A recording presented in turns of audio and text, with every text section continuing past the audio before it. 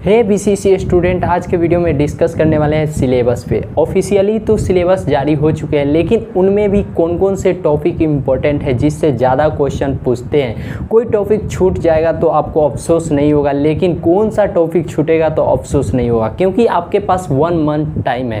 अब 1 मंथ में ही आपको बेस्ट से बेस्ट करके दिखाना है। अब कैसे करना पड़ेगा, तो यहाँ पे आपको इंजीनियर वाले बुद्धि बनाना है, यहाँ पे आपको हायर स्टडी वाले स्टूडेंट की तरफ बुद्धि बनाना है और उसके स्ट्रेटेजी को फॉलो करके तैयारी करना है, जिससे आपका एक बार में ही क्रैक हो जाए बीसीसी। हम आज कुछ बातें डिस्कस करते हैं जो सिलेबस से रिलेटेड है। तो सबसे पहला है तो वीडियो को लास्ट तक देखना। बार बार यही बात बोलते हैं कि स्किप मत करना। सब्सक्राइब किए रहिएगा तो आपके पास अपडेट चल जाएगा।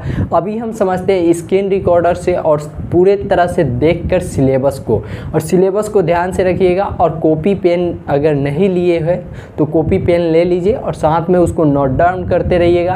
हम अभी जो डिस्कस करने वाले हैं, कौन कौन सब्जेक्ट का इंपॉर्टेंट क्वेश्चन को सॉल्व करने वाले हैं, इंपॉर्टेंट सिलेबस का, तो फिजिक्स का, केमिस्ट्री का, बायोलॉजी का, मैथ का, एग्रीकल्चर का, यानी कि 5 सब्जेक्ट। तो चलिए वीडियो में आगे बने रहिए और समझते रहिए। वीडियो लंबी हो सकती है लेकिन समझना ज़रूरी है। गाइस, तो अभी हम सिलेबस पे डिस्कस करेंगे। सबसे पहले सिलेबस में हम बात कर ले तो फिजिक्स पे डिस्कस करने वाले हैं, यानी कि फिजिक्स पे। तो आप सभी देख सकते हैं और बैकग्राउंड में मेरा सिलेबस आपको दिख रहा होगा।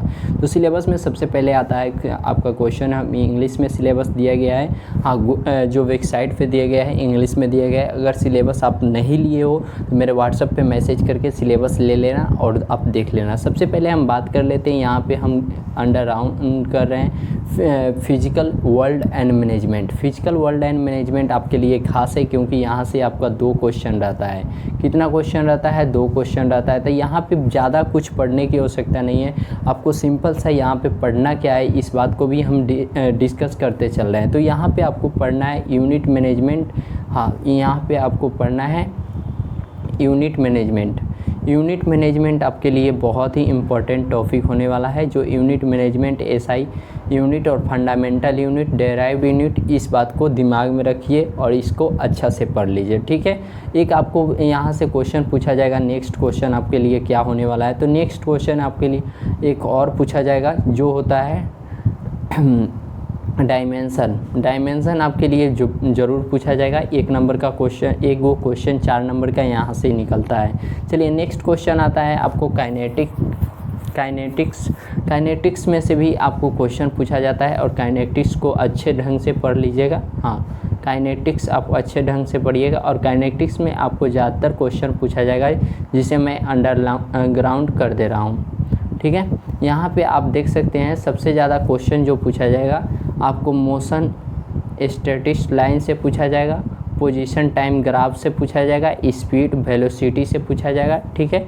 इनसे ज़्यादातर क्वेश्चन देखा जाएगा। वेलोसिटी से पूछा जाएगा अधिकांश क्वेश्चन, ठीक है। आगे बढ़ते हैं तो आगे आपका वेक्टर से क्वेश्चन रहता है। वेक्टर से भी क्वेश्चन रहता है, तो एक काइनेटिक्स को बहुत अच्छे से पढ़ लीजिएगा। वेक्टर से क्वेश्चन देखने को मिलता है। यहाँ से भी 2 क्वेश्चन निकलता है, यानी कि 8 नंबर का क्वेश्चन। तो 16 नंबर का क्वेश्चन मैंने यहाँ पे ही बता दिया। अब लॉ ऑफ मोशन को अच्छे से देख लीजिएगा। लॉ ऑफ मोशन में आपको पढ़ना क्या होता है। लॉ ऑफ मोशन में सबसे ज़्यादा जो क्वेश्चन पूछा जाता है, या नीचे वाला पैराग्राफ से आपको ज़्यादातर क्वेश्चन देखने को मिलेगा, ठीक है। या न्यूटन्स लॉ सब नहीं भी पढ़िएगा तो चलेगा, उतना क्वेश्चन नहीं पूछा जाता है। लेकिन यह स्टैटिक्स हो गया, काइनेटिक्स, फ्रैक्शन हो गया, लॉ ऑफ फ्रैक्शन हो गया, यह सब पढ़ लीजिएगा। अब देखिए यहाँ से क्वेश्चन आता है, इसको स्किप करने की ज़रूरत नहीं है। जो वर्क एनर्जी एंड पावर है, वर्क एनर्जी एंड पावर बहुत अच्छे से पढ़िएगा, क्योंकि यहाँ से 3 को क्वेश्चन आता है, यानी कि 12 नंबर का क्वेश्चन आपको देखने को मिलेगा। चलिए आगे देखते हैं मोशन सिस्टम। तो मोशन सिस्टम में आपको एक चीज़ छोड़ भी दीजिएगा तो उतना दिक्कत नहीं है, क्योंकि मोशन सिस्टम से आपको क्वेश्चन देखने को नहीं मिलेगा, ठीक है। तो मोशन सिस्टम पढ़ने की आवश्यकता उतना नहीं है। ग्रेविटी पढ़ना बहुत ज़रूरी है, क्योंकि यहाँ से क्वेश्चन आपको देखने को मिलेगा। ग्रेविटी बहुत अच्छे से आप पढ़ लीजिएगा, ठीक है। तो ग्रेविटी में स्किप करने की आवश्यकता नहीं है, यहाँ से भी 2 क्वेश्चन ज़रूर रहता है।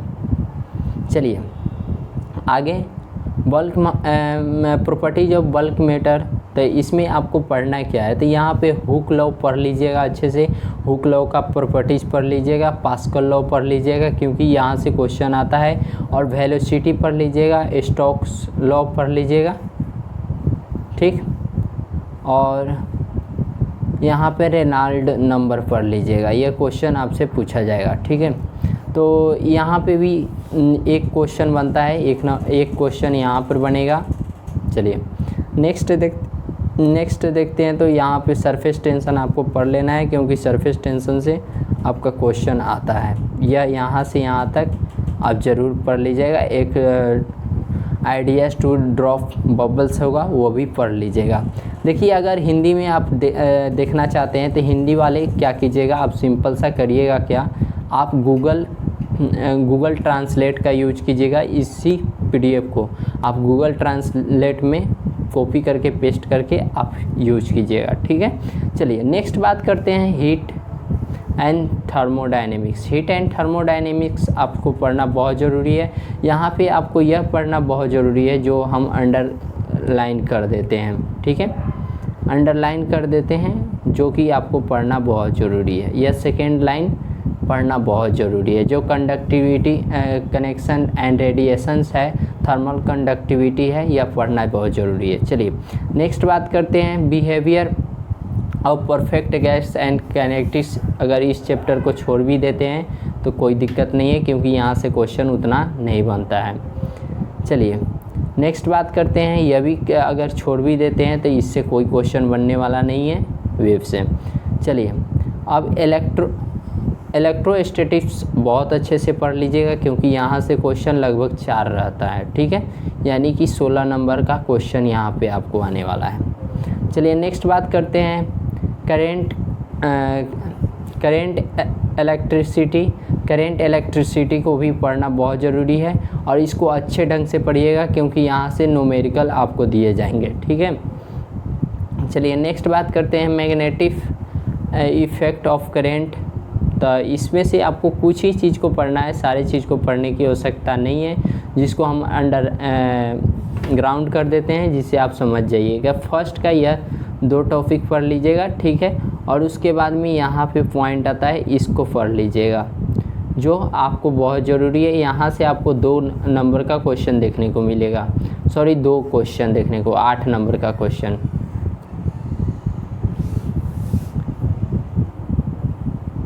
यहाँ पे आपको बता दें तो यहाँ पे आपको पढ़ना है LCR सीरीज पढ़ लीजिएगा और AC करेंट पढ़ लीजिएगा, ठीक, और AC जनरेटर एंड ट्रांसफार्मर पढ़ लीजिएगा, जो आपको आगे चल के क्वेश्चन भी देखने को मिलेगा। यहाँ पे वोल्टेज पढ़ लीजिएगा, जो क्वेश्चन देखने को मिलेगा। RMS वैल्यू पढ़ लीजिएगा, जो निकालने को आपको देगा, यानी कि यहाँ से 2 नंबर का क्वेश्चन आता है। फैराडे लॉ क्या है, इसके बारे में थ्योरी पढ़ लीजिएगा। थ्योरी इसका इलेक्ट्रोमैग्नेटिक का बहुत अच्छे से पढ़िएगा क्योंकि थ्योरी क्वेश्चन यहाँ से आने वाला है। चलिए नेक्स्ट हम बात करते हैं इलेक्ट्रोमैग्नेटिक वेव। इलेक्ट्रोमैग्नेटिक वेव में क्या पढ़ना है, इलेक्ट्रोमैग्नेटिक वेव में सभी चीज़ पढ़ने की आवश्यकता नहीं है क्योंकि यहाँ से इसको स्किप भी कर देते हो तो कोई दिक्कत नहीं है क्योंकि यहाँ से क्वेश्चन नहीं होगा।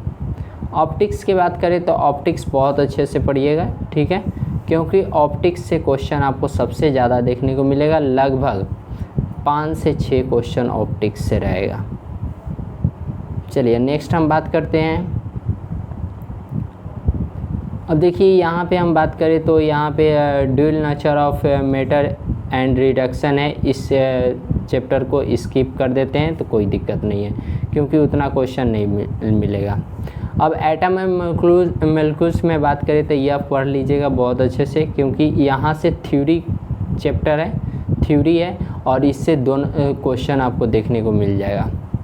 इलेक्ट्रॉनिक डिवाइस में आपको सारी चीज़ पढ़ने की आवश्यकता नहीं है, यहाँ पे यह पढ़ लीजिएगा और एंड नॉट NAD और NOR यह पढ़ लीजिएगा, ठीक है। उसके बाद में एक और चीज़ पढ़ लीजिएगा जो बहुत ज़रूरी है, जो LED है, LED है, कैरेक्टरिस्टिक्स ऑफ LED पढ़ लीजिएगा। चलिए कम्युनिकेशन सिस्टम की बात करें तो कम्युनिकेशन सिस्टम से कुछ खास क्वेश्चन नहीं रहेगा, इससे पढ़ने की आवश्यकता उतना नहीं है। चलिए अब केमिस्ट्री में बात करते हैं। तो केमिस्ट्री में कौन कौन से चैप्टर बहुत इंपॉर्टेंट होने वाला है तो मैं ज़रूर बताऊंगा, आप सभी देख लीजिए। फर्स्ट बात करें तो फर्स्ट चैप्टर से आपको some basic concept of chemistry है, यहाँ से हिस्ट्री देख लीजिएगा थोड़ा, और एटम थ्योरी जो पेपर है थ्योरी अच्छे से पढ़ लीजिएगा एक बार। वन शॉट वीडियो देखिएगा, आपका 2 क्वेश्चन सॉल्व। चलिए अब स्ट्रक्चर ऑफ एटम, तो स्ट्रक्चर ऑफ एटम उतना खास नहीं है, यहाँ पे आप स्किप कर सकते हैं, ठीक है। चलिए नेक्स्ट बात करते हैं classification of element and periodicity in properties. यह चैप्टर पढ़ लीजिएगा, बहुत अच्छा से पढ़ लीजिएगा। केमिस्ट्री में कोई मजाक नहीं, क्योंकि केमिस्ट्री थोड़ा हार्ड आता है, ठीक। चलिए केमिकल बॉन्ड पढ़ना बहुत ज़रूरी है, यहाँ से 1 नंबर का क्वेश्चन आपका निकलेगा, और एक 1 शॉट वीडियो देखिएगा तो समझ में आ जाएगा। स्टेट ऑफ मैटर का एक बार वीडियो देख लेना है, कुछ उतना दिमाग लगाने की ज़रूरत नहीं है, यहाँ से 1 क्वेश्चन आपका रहेगा। थर्मोडायनेमिक्स पढ़ना बहुत ज़रूरी है, क्योंकि यहाँ से क्वेश्चन आपका आने वाला है 2, ठीक। इक्विलिब्रियम पढ़ने की उतना आवश्यकता नहीं है, लेकिन एक बार 1 शॉट वीडियो देखना बहुत ज़रूरी है, क्योंकि एक क्वेश्चन यहाँ से भी बनता है। रिडक्शन बहुत अच्छे से पढ़ लीजिएगा, रिडक्शन से 2 नंबर का 2 क्वेश्चन आता है। हाइड्रोजन उतना पढ़ने की आवश्यकता नहीं है। चलिए नेक्स्ट बात कर ले, तो यह ज़रूर पढ़ लीजिएगा आपको एस ब्लॉक एलिमेंट, क्योंकि इससे क्वेश्चन रहता है। पी ब्लॉक एलिमेंट भी पढ़ लीजिएगा, इससे भी 2 क्वेश्चन रहेगा, बहुत अच्छे से पढ़िएगा। ऑर्गेनिक केमिस्ट्री की बात करें तो ऑर्गेनिक केमिस्ट्री पूरा पढ़ना पड़ेगा, क्योंकि ऑर्गेनिक केमिस्ट्री आपको थोड़ा भी स्किप करते हैं तो ख़त्म। चलिए आगे बात कर लेते हैं। ऑर्गेनिक केमिस्ट्री में कुछ मैनेज नहीं करना है, पूरा चीज़ पढ़ना है। सरफेस केमिस्ट्री में आप थ्योरी एक बार देख लीजिएगा तो आपका सारा क्वेश्चन सॉल्व अपने आप हो जाएगा। यह नंबर उठाने वाला चैप्टर है। डी ब्लॉक एफ ब्लॉक छोड़ दीजिएगा, उतना ज़रूरी वाला नहीं है क्वेश्चन यहाँ पे। हेलो एल्किलीन ज़रूर देख लीजिएगा आप, यहाँ से क्वेश्चन रहता है। चलिए अल्कोहल, फिनॉल एंड ईथर, इससे क्वेश्चन रहेगा आपका 2। यहाँ पे ये भी देख लीजिएगा, एल्डिहाइड ग्रुप, कीटोन ग्रुप, इसका स्ट्रक्चर भी साथ में देख लीजिएगा, क्योंकि इससे क्वेश्चन ज़्यादातर पूछता है। बायोमोलिकुल्स पूरा पढ़ लीजिएगा, जो भी आपका दिया गया है, carbohydrate, protein, vitamin, nucleus acid, क्योंकि इससे आप ज़्यादातर क्वेश्चन उठा सकते हैं। 5 से 6 क्वेश्चन यहाँ से पूछता है। पॉलीमर देख लीजिएगा, बहुत इजी चैप्टर है, और यह चैप्टर देख लीजिएगा जिससे 2 क्वेश्चन आपका बन जाए यहाँ पे। केमिस्ट्री ऑफ डेली लाइफ आपका एक बार देख लीजिएगा, यहाँ से 3 क्वेश्चन पूछता है, ठीक है। और एक बार देख लीजिएगा 1 शॉट वीडियो तो आपका कम्प्लीटली सॉल्व हो जाता है। चलिए मैथ में बात करते हैं। मैथ में आपको यहाँ पे आपको सेट पढ़ लेना है, सेट पढ़ना है। 1 नंबर का क्वेश्चन देखने को एक क्वेश्चन देखने को मिलेगा। सेकेंड चैप्टर को स्किप करना है। ट्रिगोमेट्री पढ़ना है, यहाँ से 3 क्वेश्चन देखने को मिलेगा। अलजेब्रा पढ़ना है, अलजेब्रा से आपका 5-6 क्वेश्चन रहता है, ठीक है। अब अलजेब्रा में आपको अधिकांश क्वेश्चन देखने को मिलेगा। एक बाइनोमियल थ्योरम से मिलेगा क्वेश्चन, और दूसरा बात करें तो यहाँ से मिलेगा कॉम्प्लेक्स नंबर, कोऑर्डिनेट ज्योमेट्री अच्छे से पढ़ लीजिएगा, और इसका पढ़ना बहुत ज़रूरी है। कोऑर्डिनेट ज्योमेट्री से 2 क्वेश्चन देखने को मिलेगा। कैलकुलस तो पूरा पढ़ना पड़ेगा। कैलकुलस में आप फार्मूला और साथ में जितना ज़्यादा हो सके रिवाइज करें, कैलकुलस पूरा पढ़िएगा। उसके बाद में प्रोबेबिलिटी पढ़ लीजिएगा, क्योंकि प्रोबेबिलिटी से आप नंबर उठा सकते हैं, 2 क्वेश्चन सॉल्व कर सकते हैं।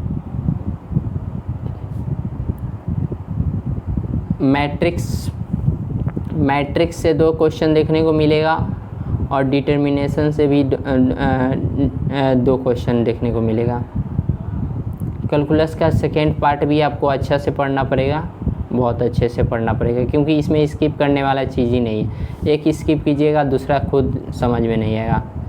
ज्योमेट्री में है 3D ज्योमेट्री, अच्छा से पढ़ लीजिएगा। वेक्टर जो है, प्रोबेबिलिटी बहुत अच्छे से पढ़ लीजिएगा। चलिए बायोलॉजी में बात करते हैं। तो बायोलॉजी में आपका कौन कौन सा चैप्टर, फर्स्ट चैप्टर बहुत इम्पोर्टेंट है। और उसके बाद में बात करें सेल स्ट्रक्चर एंड फंक्शन, इससे भी क्वेश्चन आता है। उसके बाद में ह्यूमन साइकोलॉजी, ये पढ़ लीजिएगा। सेक्सुअल रिप्रोडक्शन, यह पढ़ना बहुत ज़रूरी है। और सबसे ज़्यादा क्वेश्चन देखने को मिलेगा जेनेटिक्स से, 5 से लेकर 8 क्वेश्चन। उसके बाद में यह अगर स्किप भी कर देते हैं तो कोई दिक्कत नहीं है। बायोटेक्नोलॉजी एंड इट्स एप्लीकेशंस, इससे ज़्यादा नहीं, 2 क्वेश्चन रहेगा। इकोलॉजी और इन्वायरमेंट, इससे 3 क्वेश्चन रहने वाला है, अच्छा से पढ़ लीजिएगा। चलिए एग्रीकल्चर में बात करें तो एग्रीकल्चर में first introductory agriculture and agro metrology, यह बहुत ही इम्पोर्टेंट टॉपिक है। इससे 3-4 क्वेश्चन रहता है, ठीक है। इसमें स्किप करने की ज़रूरत नहीं है, थ्योरी पेपर है, बहुत अच्छे से पढ़ लो। और सेकेंड से 2 क्वेश्चन रहता है, soil as a media of plant growth, इसको थोड़ा बहुत 1 शॉट वीडियो देखिए, उससे कम्प्लीटली हो जाएगा। चलिए यह सेकेंड स्किप कर सकते हैं, कोई दिक्कत नहीं है। यहाँ पे एग्रीकल्चर इंजीनियरिंग बहुत अच्छा से पढ़ना है, क्योंकि 4 से 5 क्वेश्चन देखने को यहाँ से मिलेगा। उसके बाद में क्रॉप प्रोडक्शन भी 4 से 5 क्वेश्चन यहाँ से भी आपको देखने को मिलेगा। एनिमल हस्बेंड्री बहुत अच्छे से पढ़ लीजिएगा, यह चैप्टर यहाँ से भी 3 से 6 क्वेश्चन रहेगा। क्रॉप प्रोडक्शन में बात करें तो क्रॉप प्रोडक्शन में 2 नंबर आपके लिए मोस्ट इम्पोर्टेंट है पॉइंट, 3 नंबर बहुत इम्पोर्टेंट है। और एग्रीकल्चर इकोनॉमिक्स को अच्छा से पढ़ लीजिएगा, वहाँ से क्वेश्चन रहेगा। और हॉर्टिकल्चर का बेसिक आप 1 वीडियो देख लीजिएगा, 1 शॉट वीडियो, वहाँ से कम्प्लीटली आपका सॉल्व हो जाएगा। और ये सब 1 शॉट वीडियो ज़रूर देख लीजिएगा। एक fruit production, vegetable production, flower production, preservation of fruit and vegetable, इसका 1 शॉट वीडियो आप ज़रूर देख लीजिएगा, ठीक है। कुछ खास नहीं है। अगर वीडियो पसंद आया तो सभी लाइक कीजिएगा, दोस्तों में शेयर कीजिएगा। नेक्स्ट वीडियो टाइम टेबल पर लाएंगे तो दोस्तों के पास शेयर करें। अभी भी कोई डाउट बचे तो कमेंट कर लेना। जय हिंद, फिर मिलते हैं नेक्स्ट वीडियो में।